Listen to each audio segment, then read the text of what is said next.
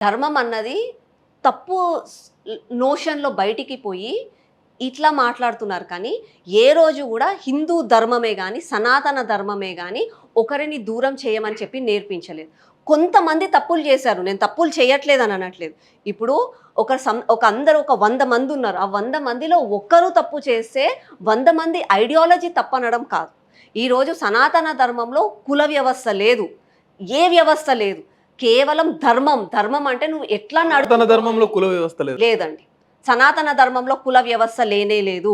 వృత్తి వ్యవస్థ అంటే నీ వృత్తి ధర్మం పాటించండి అని ఉంది. కానీ కుల వ్యవస్థ లేదు. బ్రాహ్మణులు, క్షత్రియులు, వైశ్యులు, నేను అదే చెప్తున్నాను. అతిశూద్రులు ఇదంతా ఏ వ్యవస్థ మేడం మరి? నేనేం చెప్తున్నానంటే అది వృత్తి ధర్మం.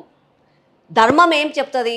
నీ వృత్తి ధర్మం. నీది ఏ వృత్తి పాటిస్తున్నావో ఆ వృత్తిని నువ్వు పాటించు. ఆ వృత్తికి తగ్గట్టుగా నువ్వు విభజించబడ్డావు. అంతేకాని దానికి కులాల పేర్లు పెట్టింది కొంతమంది. ఆ కొంతమంది చేసిన తప్పుకి సనాతన ధర్మంని తప్పనడం మాత్రం తప్పు.